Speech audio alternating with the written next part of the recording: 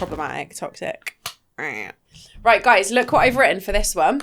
I've put Happy Spilly New Year 2025, bitches. What up? It's shocking that she hasn't even had a fucking matcha. Like that? Down the camera lens, eh? 2025, bitches. Welcome to Spill, the podcast we wish we'd had when we were growing up. Some very candid conversations on life in your 20s and 30s, the ups and downs, and the messiest parts. But essentially, we just chat pure shit. So, welcome to the chaos. It's tomorrow. Is this coming out on New Year's Eve? Is this coming out on New Year's Eve? It's my birthday tomorrow. You'll sing happy birthday to me. Happy birthday to me. Happy birthday I'll conduct. to me. Here we go. Happy birthday to me. Beautiful, beautiful. Happy birthday.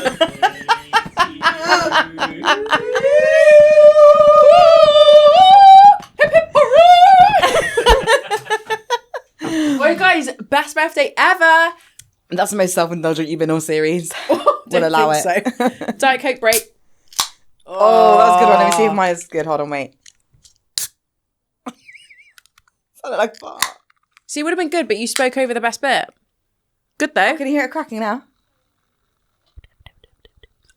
First sip. Oh, I was going to get lipstick all over it. Do you know one of my favourite people on TikTok is that House of Chris? She does she's basically now a Diet Coke influencer, which can I just say would be a life goal. And she talks about all the crispy Coke. Have you seen her? She puts true lime in it. Oh, no, so you know who I'm obsessed with? The sweet treats guy on TikTok. Have you seen him? Oh, he's like, as well. Today, did you have a hard day? Okay, I give you a sweet treat. Like little sweet treat. I was just telling Chris about, do you know, follow me, I'm delicious. No. Do you love him? I love him. You spend a lot more follow time, me. I'm delicious. Online than I do. He's my current favourite. He's a Irish lad. God, Diet Coke's about good, what, isn't it? Though? He literally just chat what? for the whole video like about pure shit, and then right there he's like, follow me, I'm delicious. I really liked do you remember that? I think he's like, is he Scottish? He's Polish and Scottish and really cute. And he was like, hello, you silly little bitch, every day. And then he's like, remember, you're just a fat cow. No. Do you know the other one? He's called like Bartok or something. The other one Shelbs loves is the Crazy Man. The what? The Crazy Man. With his spell. Do you like him? Crazy Man? Crazy Man, but spelled Cracey. And like when he talks, he puts his tongue out like a really pointy, like, it's just like, hello, sexy, crazy girl. I don't like it. I don't like it. That's giving me the ick. It's so funny. My legs just He's shut quite together. hard to like impersonate, but trust me, it is funny. Whoa, 25. 2020. I feel like this energy is a lot today. Can we dial it down by like 10% and then we can ramp it right back up? No, yeah, do you know what we can? Because I've tried to be a bit more demure today. How's that working? All right, well, in the last 10 minutes, things have gone bad. But I listened to 2 episodes back to back of the podcast because we have to sign them off before they go live, which I'm really grateful for. But please know there are actually barely any amends ever. Yeah, this season we've hardly cut anything, have we? Except for 2 whole episodes, but... Yeah, sorry, yeah, we did actually cut 2 entire episodes. But like week to week, it's Barely any cuts week to week. But it's like, please just remove this bit where I swear about myself or like where I sound awful. Yeah, we indulged far too much. Oh, and those 2 Spilled far F's. too much, yeah. Yeah, no, we lost the plot. But I listened to them back and I was like, just shut up. Like literally just shut up. I do also think that too, yeah. Do you? No. But someone messaged me, they DM'd me and they were like, Sasha, it's the ADHD thing. Like, don't dial it back. Like when you have ADHD and you're really like passionate about something, you just can't help. I actually haven't been diagnosed. There we go. But can I just tell you, I've been diagnosed by people who follow me daily. Like people message me all the time. They aren't doctors and they haven't done a test. Like, yeah, people do this constantly because everybody thinks they just absorb the knowledge that's online and then spew it back. So true. But it's not. But they like. And do you know the other thing? Very well might have ADHD. But also, there's no cure. So why am I going to go for a test? Do you not think it's like has slightly become a bit problematic? Yeah, I'll tell you what. Well, everyone's using it as an excuse for stuff, though, and then it's like people that actually have it are not really given the same like. Yeah. Consideration. That's why you shouldn't really say that I've got ADHD when you actually haven't been diagnosed. Yeah. I'll tell you what the cure is for ADHD. Matcha. I don't think that's the cure. Yes, it is. How? Because I call it's brain juice. It makes my brain good. It doesn't give you laser focus though. It makes you go like this. No, it does give me laser focus. That's me focused, mate. Why, you trip over your words and you're like crazy girl? No, I haven't had a matcha today, which is why I've tripped over my words. Yeah, but last week we couldn't even string a sentence together once we'd had that matcha. Incorrect. I think I was got evidence on the pod. No, I think I was just maybe I was a bit like excited / nervous that like DB was there and on that app, so I was a bit like, whoa. But normally a matcha really like aligns my brain. It gives me a lot of energy. Yeah, and loads of energy. But like, I don't think the sugar in it aligns my brain. I think it just goes. Do you know what I mean? Yeah. Anyway, it's your birthday tomorrow. Well, what are you going to do to celebrate your birthday? I'm going to be 33. Whoa. So that kind of sounds old, doesn't it? Not as old as 35, which is what I'll be next year. Kind of old still. I always feel sick. Actually, I really wish I hadn't said that out loud. I feel nauseous. Nauseous. So what are you going to do for your birthday? I don't know. We were talking about it just now. Like, I just don't think I'm in like, maybe 2025 will be different, but I don't know if I'm in like making plans era. Or are you in like a no, like not like a no celebrating era, but like just like low feel commitment, a bit bro. Too, yeah. I think you want a low lift birthday this year. Yeah, I think 2024 mentally, physically has annihilated me more than I thought, because 2023 was rough. 2023 was rough, bro. Like, how could it have ever got lower than it did? But it did. And do you think? Yeah. I think 2023 and 2024 for me have been two years combined into one situation, if that makes sense. Like, yeah, maybe 2023 is like, bear with me, it's not a sporting analogy, but like, when you fall over, right? Mm-hmm. And you graze yourself, and initially it really hurts and it's like messy and there's like bits everywhere, right? But you kind of like, you sort of brush it off a little bit and you're like, oh, it'll be okay, it'll be okay. And then the scabs kind of like get a bit worse and worse and worse, but they tend to drop off. What happened to you though is that you hit gravel. And consistently a couple of times. The grit has actually bedded into your skin, infected you. And then it was like, this year was like all of the pus coming out. Yeah. So like the fall was bad, initial was hurt, and you thought it was going to be okay. And it will still be okay, but you've got to get all of the bad stuff out. Good analogy. Thanks. I thought there was going to be a little bit more sport in there. Like, what sport was I playing before I fell? Tennis, paddle. Well, I was actually using my own lived experience for this from when I fell over when I was at school and like cut both my knees open. And I was playing, actually wasn't playing sport, I was playing Captain Hook and Peter Pan. Do you ever used to play that? No, but it sounds fun. Where you have to like get the beanbags on one side of the tennis court and move them to the other side of the tennis court. And it's like, and I fell over really, really badly and like chopped off my knees basically. Oh no, that doesn't sound fun, because that actually is exercise judged up as a fun game. I was really young, so it was like Stonygate, and there was so much blood everywhere that my white socks turned completely red. Like, so there was blood everywhere. And the PE teacher sent me to the nurse's room, and then she was like, "You're faking it, like you just don't want to run." Well, I didn't, but she was like, "You just don't want to run, like get back out there and do it."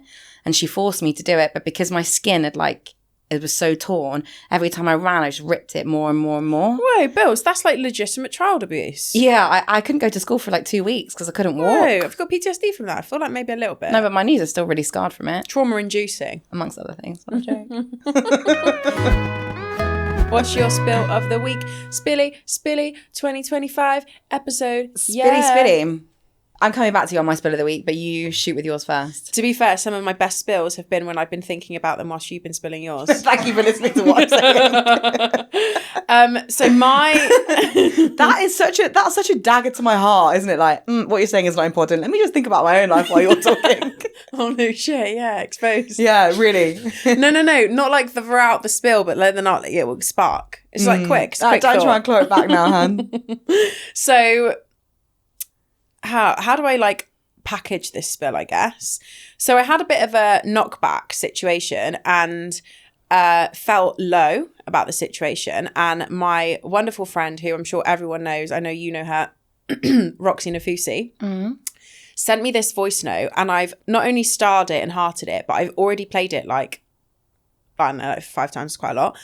And I feel like it would be a really good thing at this time of year to share it.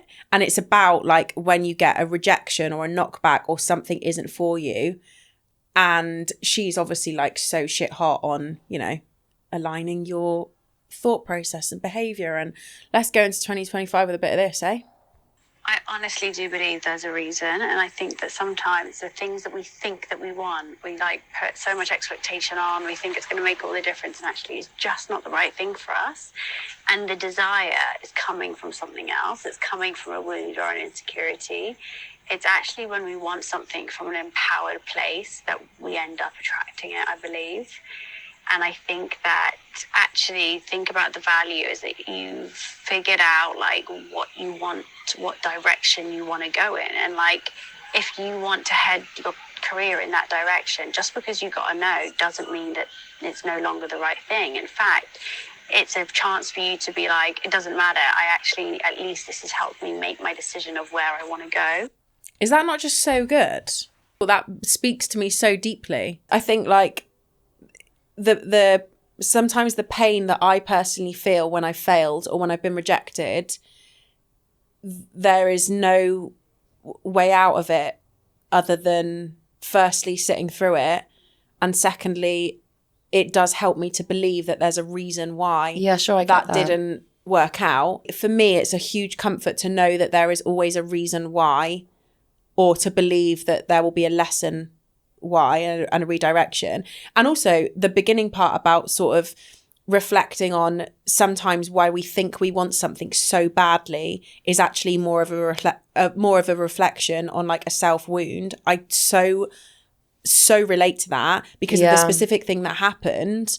Actually, if I break down why I was so desperate for it, the reasons weren't the right reasons, but the failure taught me those reasons, you know. And totally. Ripped it open. I think like when we talk about validation and stuff, and I think about achievements, I'm like, what did I want out of that achievement? Was it to be good at that thing? Was it to be recognized for being good at that thing? Was it for someone to say you are good at that thing? Like it's this kind of tiered level of, do I actually want to achieve that? Do I actually want that thing? Or do I just want other people to recognize that I've got it? And sometimes I think the only way that you get to that is by the no's or the you failed or the big fat slap in the faces. Yeah. Slaps in the face. It is what you take from it though, isn't it? Yeah, man. What's your spill? I don't have any New Year's plans, and I normally always make a plan because obviously I love a party. And I love to be with my friends, love to be being silly and doing silly things, and I have not got one single plan for New Year's. I don't know what I'm going to be doing. I might go to London, I might stay at home. I really want, every year I fantasize about just like sitting on a beach in Mexico and drinking a New Year's Eve's a bit overrated. I've had some really good New Year's Eves and I've had some really, really bad New Year's Eves. And both of them have been in such different settings. Like, had a great New Year's that was like 4 of us at home, like at someone's house and having a tiny little dinner party. And I've had an awful one where it was like loads of friends goes to a house in the Cotswolds and drama ensued. It was horrendous. Like, oh, no. Awful. Slept in a cupboard. Yeah, that wasn't cute either. Being single on a group trip really sucks. So my spell of the week is that I don't have any plans, and I guess that's kind of what I'm trying to lean into for the whole of this year. More of, yeah. You're like not the whole, not the whole. I need just to a little bit. Some plans. Waiting for that BA sale to drop so I can catch some flights, not feeling. Oh, do you know what I did the other day? Changed over my Amex to the BA one and saw I've got 75,000 Avios points that I've collected. Great. Do you know what that is? Flight and back to New York. Is it? Yeah, legit. When are we going? Well, I've got to be able to afford a sandwich in New York when I get there. So, TBC. Just a bagel and a couple of slices, yeah. I don't even know if I can do that. Next year, manifest it. Yay. We really need that tree to come back, the manifestation tree. Got us to Nashville, that tree. Yeah, it did. So how do you feel about not having any plans when you are a planner? Especially for an occasion you're a planner. I feel quite scared about it. I feel a bit overwhelmed about it. Don't feel like entirely great about it because I'm like, whoa, 34 no plans. That's a really stupid place to be. But do you know people in your life who have got it all figured out? Yes, yeah. Quite a lot, yeah. Surrounded by people that have all got fucking figured out. I think that's bollocks. Really? I'm currently living with people that have got it so figured out. No, I don't think anyone has it figured out. They have it figured out more than I do. If we're looking about the sliding scale of figured out, like, well, I'm right over here and like a lot of people are kind of over here. I don't think anyone's at the end of the rainbow, but it's just comparison, isn't it? Like, they might be figured out now, and next year it's completely unfigured. Do you know what I mean? Yeah, I don't think that takes away from like it being a bit stressful when none of it is figured out. But basically, I just think that there is no plan. Like, who fucking knows what's going to happen? But for some people, that's really comforting, or for some people, that's really exciting. I don't find comfort or excitement in that. I'm like, that's really stressful to me. Yeah. Where I don't know where I'm headed or what I'm doing, and like, even just going freelance, that was so terrifying because I've always worked in a structured place. Like, I've always known who my boss is. I've always known where my paycheck's coming from. Like, I've always known, like, you know, there's the pot of pens in that cupboard. Like, there's so much that was set in stone, and then being freelance, that's really like, that unsettles all of those stones. But I still had the base of London. I still had my friends. I still had a home that was familiar to me. Now I'm like taking that away from the structure too. Yeah. So I feel like a bit like wobbly. Floaty. Yeah. 2024. Oh, 2024 It's coming to an end. recap. I fucking hate those. I tell you what, I hope never ever. Oh, I've saved the remains. audio for one I really want to do because it was all country music. Why do people make videos with flashing images so quickly? It like hurts my brain to watch them. Sometimes I make them for myself though. Like, you know, What, those like end of the flash. No, but like, you know, those end of the year recap. Oh videos? yeah, I love like, those. It's your highlight reel of the year, but I don't care if not a single other person sees it. But like, I'll fucking watch it on repeat for an hour. Yeah, it's my favourite. I'd be like, wow, what a year. Yeah, and then like you pick the song for it. I love doing that. Watch my own stories back me. Do you? Yeah. Do you listen to your voice notes back? Yeah, sometimes. Oh, gives me the ick. And I know that I'm not the only person who does that. I think most people listen to it back. Yeah, it's so funny. I remember when I heard someone say for the first time, yeah, I watch my stories and I listen to my voice notes, and I was like, oh, watch my stories, yeah. Yeah. Yeah. Sometimes the only thing I don't back on my feed. The only thing I don't do is I don't watch my YouTube videos. However, on the rare occasion that I've watched certain ones back, like I've watched the Rent vlog so many times. Because to see whether it was obvious that you love DB. Well, it's obvious how much I hated him in that particular episode, in that particular vlog. But it's just a very meaningful video that I'm so glad I captured the memories of in that vlog. Same with Nashville. I've watched Nashville vlog a few times. Yeah, I think I've watched that about 4 times. Yeah. Start to finish, yeah. So that I don't sit and watch my vlogs back every week. I ain't got that much time. Do you reckon all those views on the Nashville one are actually just us? Probably 6,000 views, me and you. Yeah, there's us thinking we're doing bits for the Nashville Tourism Board. It's just me and you watching our own selves back. Nashville was another highlight this year. Yeah, Nashville was a big highlight. An unexpected one. Yeah. Felt really like excited to go again. It was quite weird to be back, in the best way possible, weird to be back doing that, but like together, having said that we did it a year before, like, I don't know. It was a similar time as well, wasn't it? Yeah, really, maybe like a month later. Yeah. But I don't know, that made me like want to high five us a little bit and be like, well, we did it. Yeah. Oh, and do you know what else is a massive highlight? Podcast. Yeah. I still to this day can't believe that it only launched in May this year. May. So how many months is that? Don't let me do the maths. 7 months, and we've done 2 seasons. That's pretty fucking wild. I love this podcast so much. Don't you think that's so good? And now we've got like best team. Yeah. Yeehaw. Yeehaw. What are your highlights? I feel like we should mix the lows and highs, because if we go for all highs and then finish on a low, everyone's going to want to clean clock off. I mean, go in low then. What's one of my 2024 lows? I actually think that August 2024 was perhaps the lowest I've ever been in my life. August 2024. Yeah. What happened in that August 24. We didn't record the podcast that month. No, we couldn't. There's just no way. I was just actually unwell, I think. Is that when the house stuff was like... Yeah, when all the house stuff happened and I moved in. And I remember just being sat there and thinking, what the actual fuck have I done? Because this is the result of all of the things that I chose to do. Like, you know, obviously I'd left my relationship marriage in Feb 23. But you kind of, in a weird way, you run off fumes for a while. The fumes of like, you need to sort this and you need to sort that. So by the time we'd sold the house, gone through all of that, split the money, bought our own properties, had all of that shit that happened, then the other side of that happened around August 24. And I was just sat in the lounge of this like house that the whole process hadn't been what I'd imagined or planned or thought I was paying for, etc.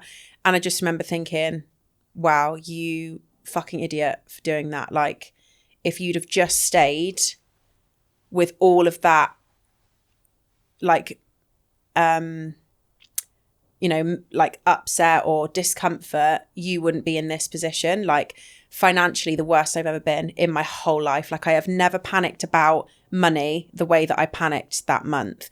Obviously, DB and I had only been together just over a year. And in our first year of our relationship, we've had divorce, addiction, like the plate was full. So working through all of that prior to that August 24, it's like everything came to a head. And I don't think I've ever felt so low in my life than I did that month. How do you feel now compared to that? Oh, massively different, like hugely, hugely different. And now I feel like it's that bit where, you know, where people say, oh, just keep going, like it will all make sense one day.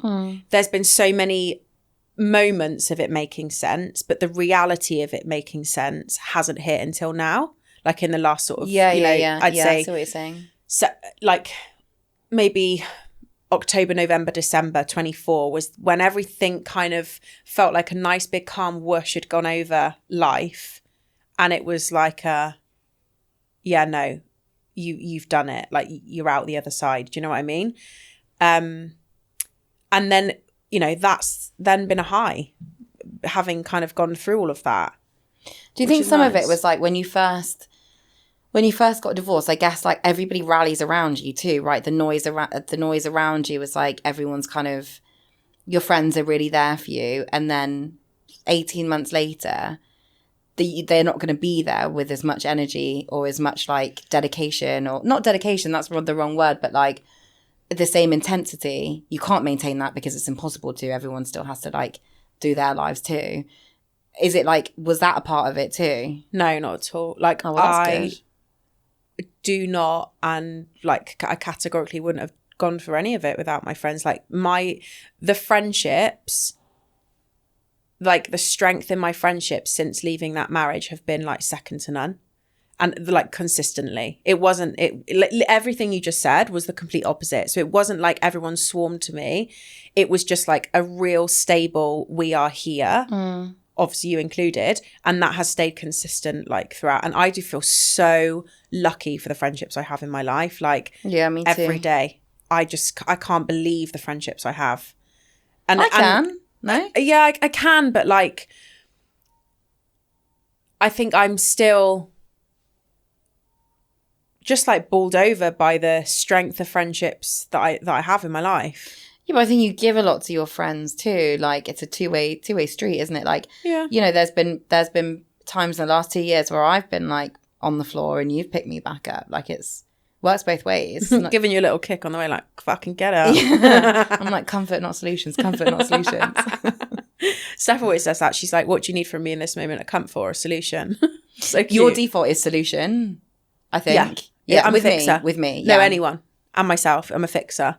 Which has been the biggest like learning curve that I've had the last 2 years. It's like, yes, okay, it's fine. And it's also a really good trait to have, to want to fix a situation or to come up with a solution. But if you don't allow yourself to feel what you need to feel in between, you're just constantly patching, moving. So the reason why these last 2 years have been so fucking hard is because I felt everything, like for the first time in my life.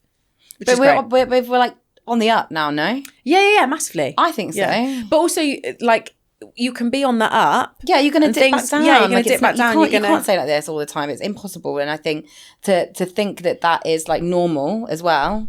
Oh, I knew that was going to happen. To think that's normal, to stay like climbing. Well, unattainable. The fall's only going to be even greater. Smash. The higher you do that. Yeah. Smash and crash. I mean, when I try to do a press up, dush, straight down. But like you want a steady state of this, right? Where like life does not even get better, but you become more capable. Well, you also like achieve the things you want to achieve, but those things shift. Like they're not going to be the same. I thought the things I want to achieve this year, which I don't know if I have achieved because I don't really like, I just don't know whether I've got to like the point that I wanted it to be. Mainly because I like demand myself to be perfect all the time and it's pas possible. But it's silly really to think that like what each year is going to be more than the year before. Yeah.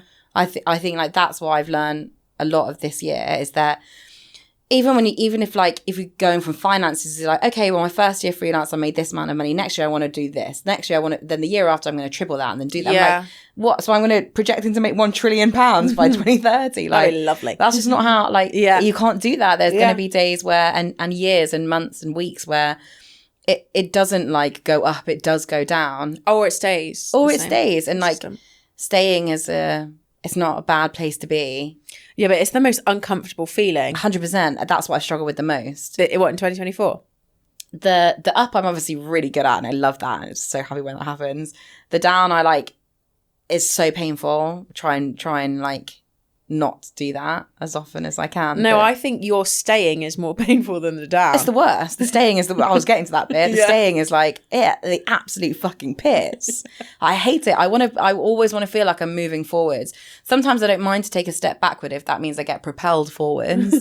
But if I'm not moving at all, I want to fucking claw my eyeballs out. I hate it. Peel back your own skin. Yeah. Like in that Robbie Williams video. Gross. No. But it's like, I think I've struggled so much with that this year where I'm like, I've not seen a result. I've not gone worse, but I've not got better. And that is like the worst thing I could do. But do you not think that your expectations of the results are so high that you miss out the progression you're actually making? Yeah, but I think that is a result of what's been around me too. Like, you know, if you're always told you can be the best at that, or you can do this, or like not even told, or just I'm like, well, mediocre's like never just really been an option.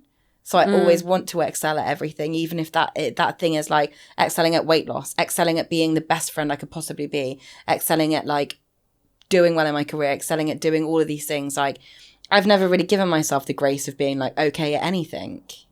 Yeah. That's just so different for us because I think I've always been a mediocre. So my expectations aren't the same on me. Do you know what I mean? But are they expectations that you put on yourself? All of my expectations to succeed and like exceed my expectations, they're all for me, yeah. Well, that's a good thing that you just make up for yourself, don't you? I really should stop listening to other people. Yeah, 100%. It's really hard though. I find it really difficult. Yeah, there's a lot of noise as well, isn't there? Like social media and stuff. It's like, you should be doing this. Like, write a journal every morning. You say something out loud as well. Like I wrote that article so like publicly this year, like my goal is weight loss.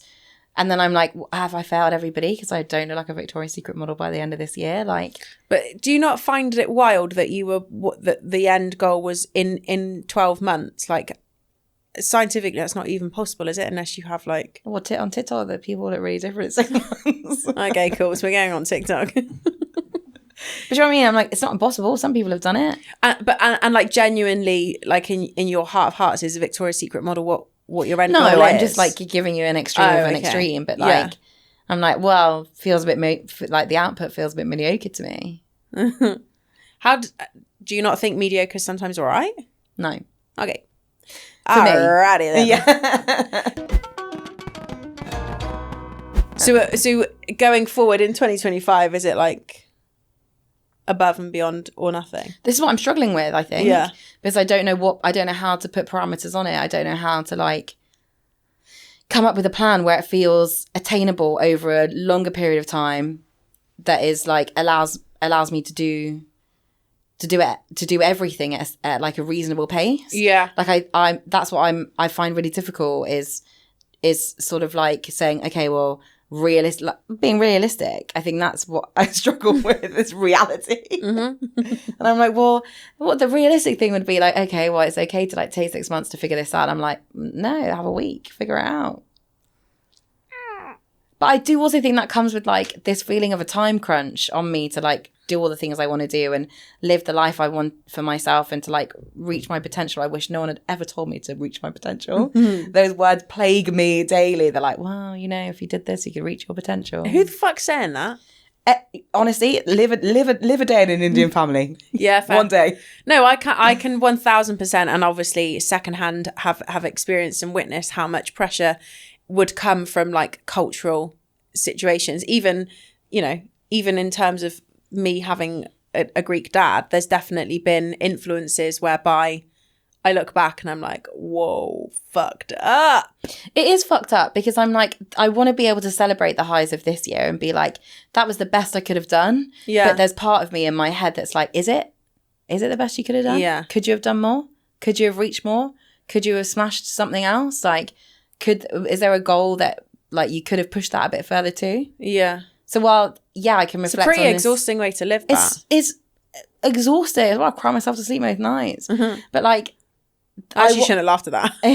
It's not funny. But I want to look back at this year and say like, we launched a podcast and I'm so incredibly proud of us for doing it. I love doing it with you. I never wanted to end. I'm obviously obsessed with the team. But like part of me is like, but could we have done more? Is there a way that we could have done this? Or like, see, it's so funny the difference. Like we had this one day where we filmed 2 episodes, and during the episodes I remember thinking, I fucking hate these episodes. I hate the vibe. I hated everything. And I knew that we were going to want to cut the episodes. And then you said you thought you were going to want to cut them as well. And you were like, oh, we failed today. Like today's been so shit. Like we failed it. And you were really like hammering on about how much we'd failed at it. And I fucking knew, probably because I failed so many times, that when we came back the week after, and it was great, the best podcast day we'd had. It was a really good day, yeah. And like that day would not have happened unless that day prior had happened. But I found it's really frustrating that I'm like, oh, we've wasted people's time. But but like logistically, we haven't. I get that. I do. Yeah. I totally get what you're saying.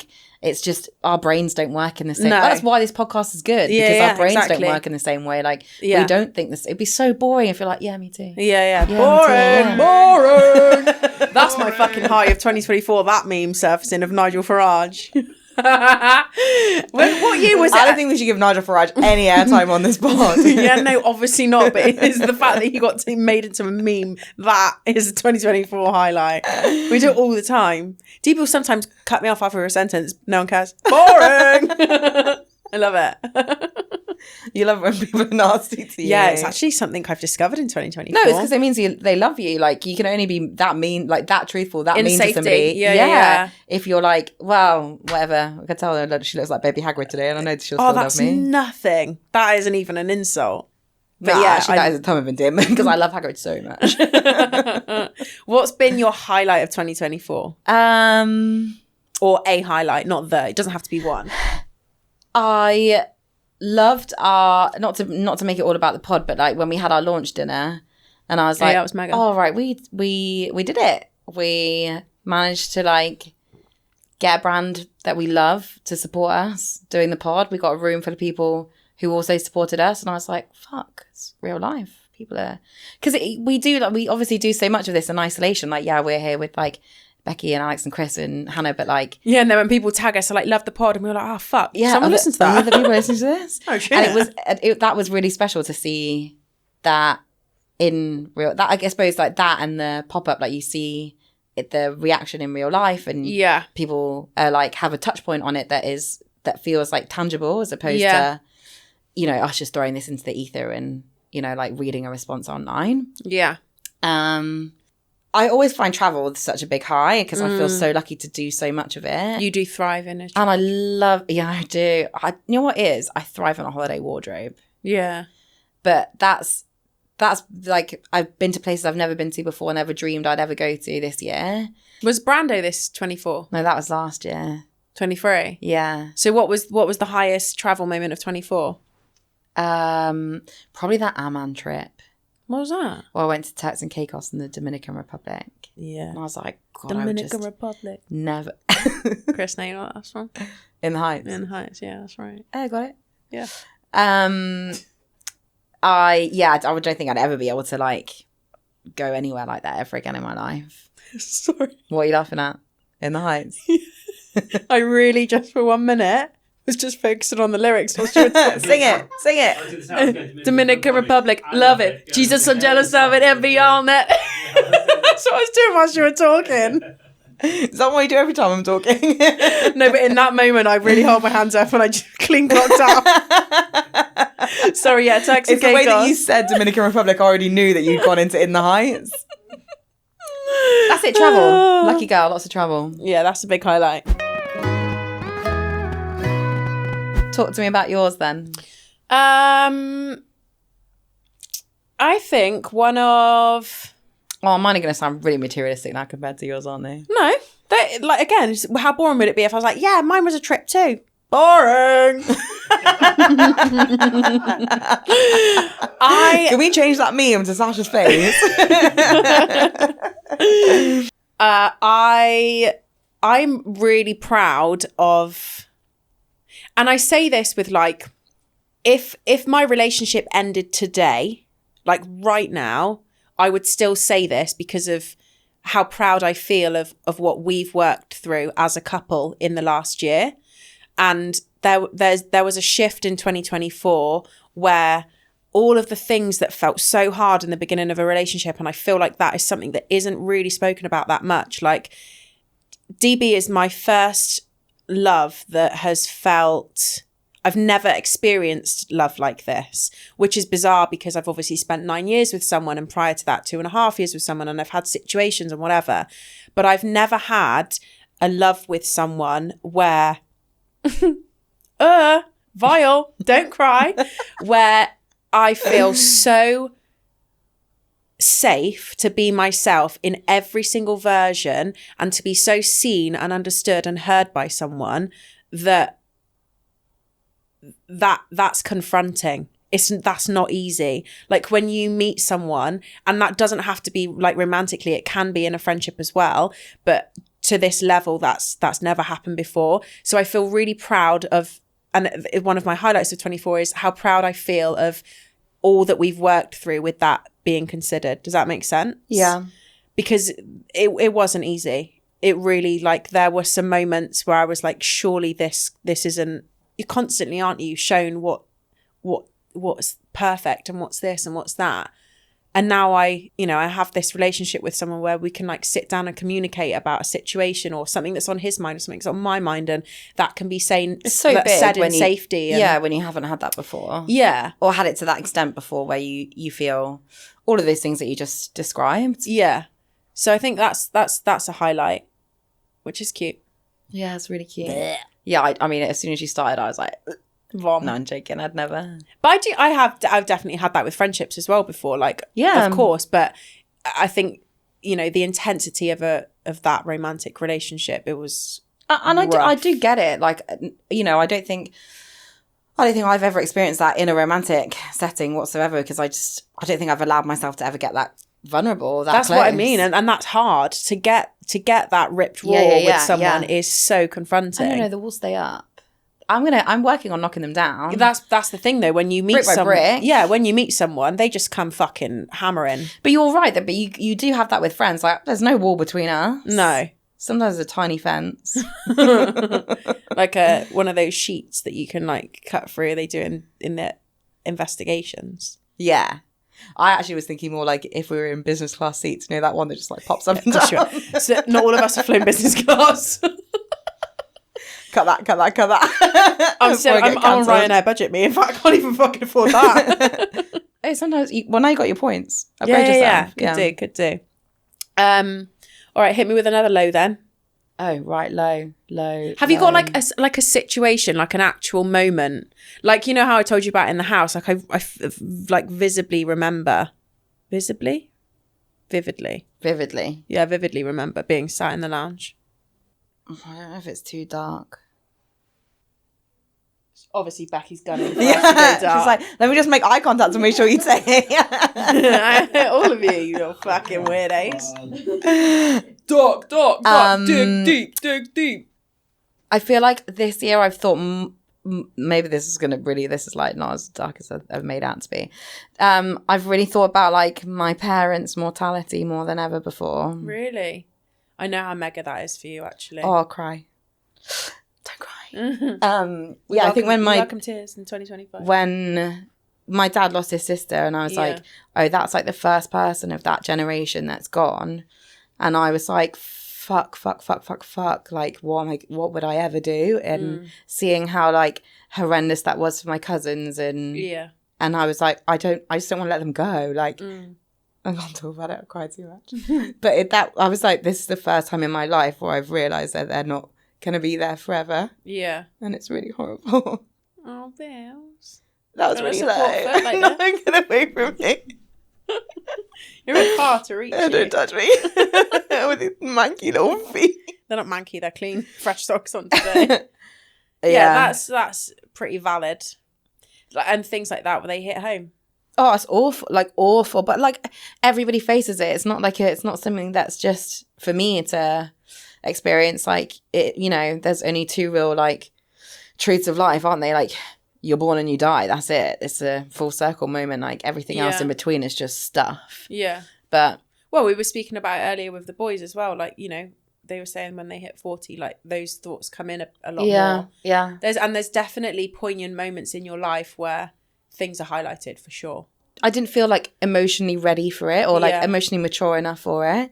And so when it happened, I felt so selfish because I was like, oh, my God, well, my cousins are going through the worst period of their entire life and my heart's totally breaking for them. But it's also, like, breaking in preempt for me because I'm like, I can't do this. Yeah. I can't, like, how the hell are you keeping this together? I don't understand. Yeah. Because it just felt like, no, I can't, like, I don't want to be, if that happens, take me with you. I don't want to go. I want to be here.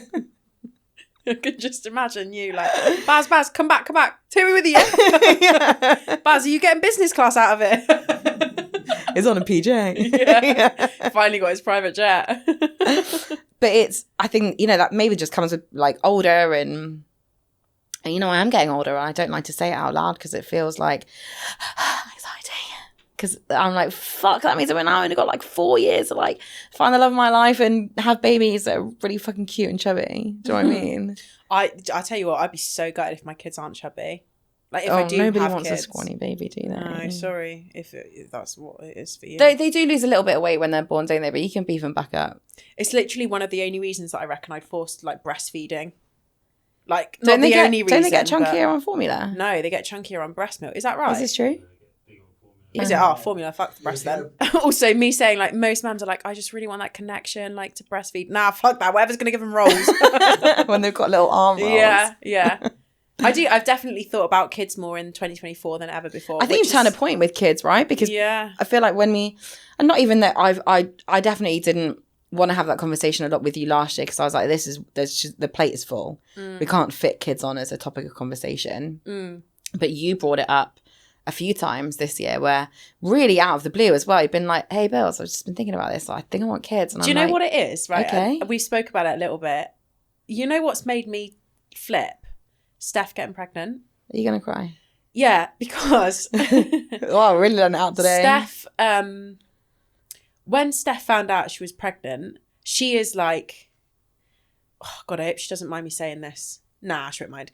Steph is very much like she needs to control everything. It has to be a certain way. A bit like what you're saying, like by this time, by that time, you know, rule book, blah, blah. And this baby was very unexpected. Like she was told at 17 she wouldn't be able to have children. So it came out of nowhere. And as soon as she found out she was pregnant, like this wave of calm just came over her and she changed, like never seen anything like it. And she says that this baby came to heal her and that being why are pregnant... you crying making me cry?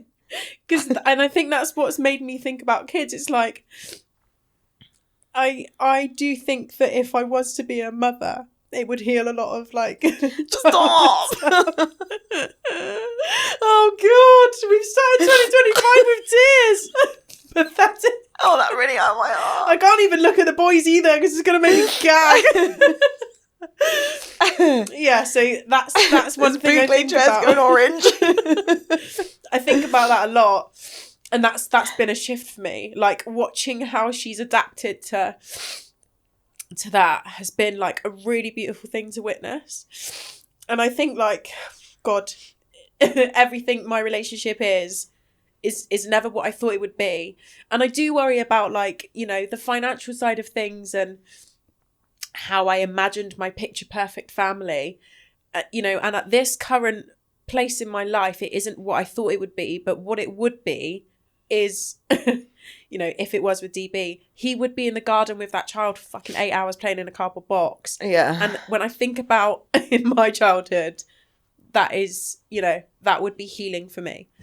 So that's definitely been, you know, a combination of things throughout 2024 that have made me not think like, right, I'm, you know, ready to get pregnant or have a baby. But it's definitely shifted something from, you know, a really long period of time where, I don't want kids.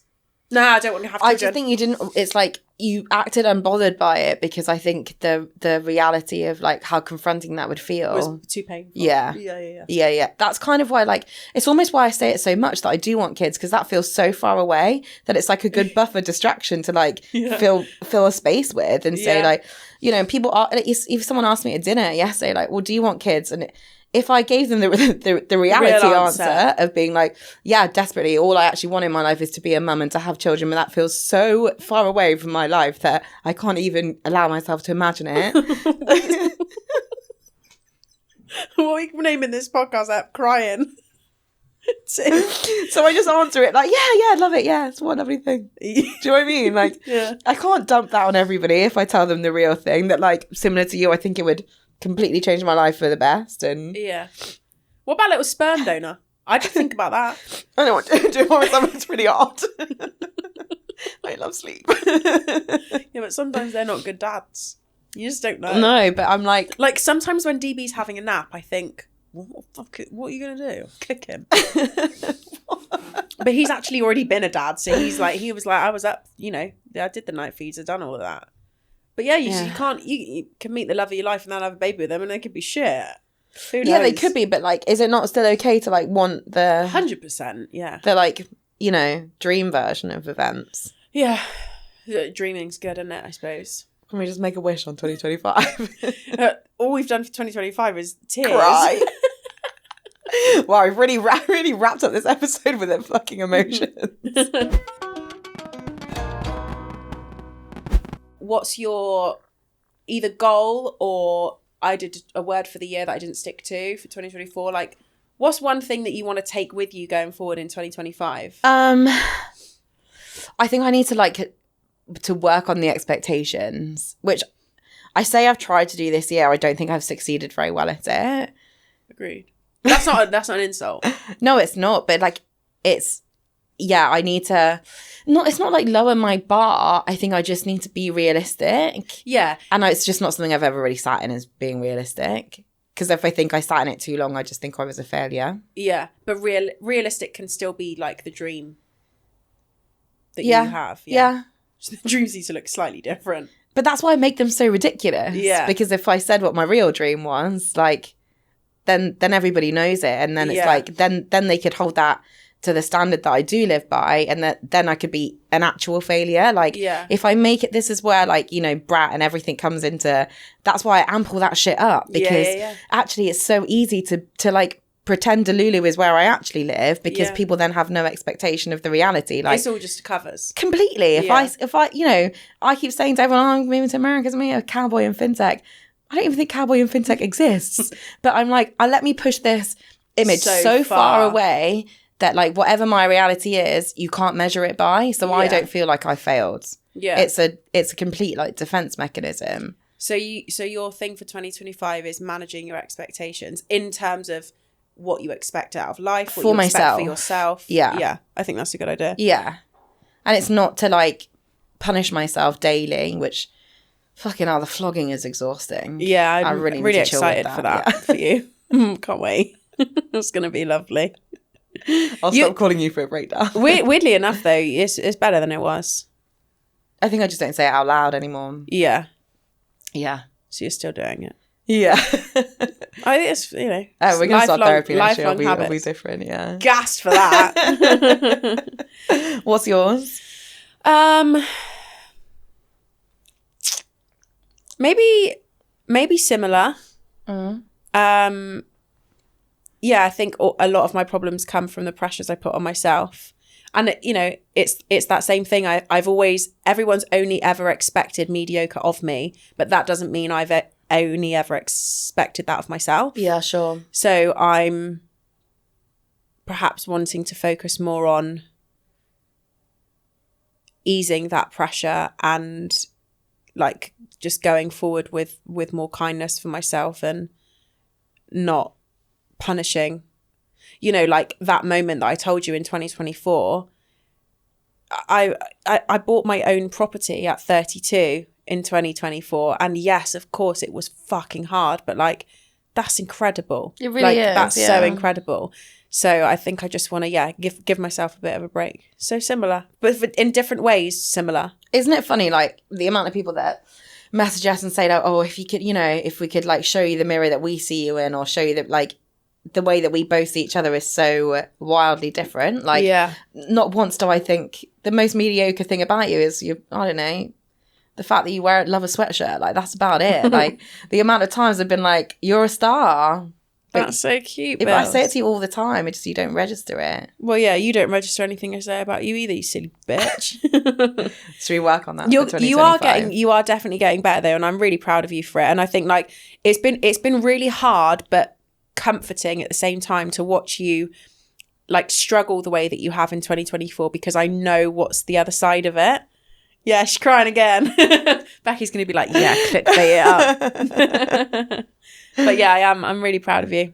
Same. Thanks, bro. I'm proud of us. Should you like a funny, dumb question? Yeah. Stop us please. crying. Sag paneer. Sag paneer. Do you want to say it louder?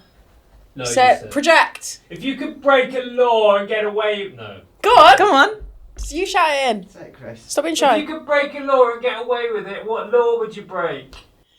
That was really giving that we have an audience here. I loved it. I would... You break them all anyway, don't you? No, joking. My dad might watch this. He won't. What law would I break? What are the laws? I don't think we've got time to run through all of those ones. I'd maybe rob a bank and nobody would know about it. Such a good one. But I'd give half to charity so I didn't feel bad. Boring.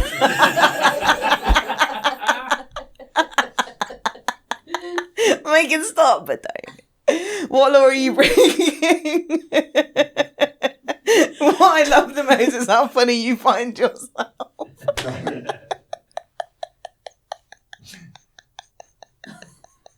You're gonna piss yourself.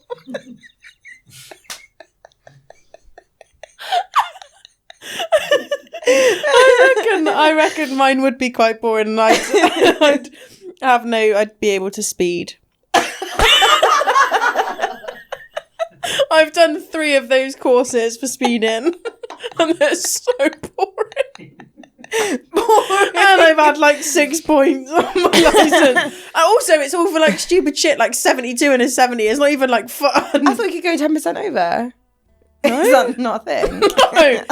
You just literally, all you do is drive to Sainsbury's and back, so you've never been caught. It really is. Yeah, I do speeding. Okay, well, we won't be breaking any laws for 2025. Oh, gosh. A real giggle there. Went deep into my chest. I needed that after this episode. All right, Happy New Year. Woohoo! Happy birthday. Thank you. Love you, bye.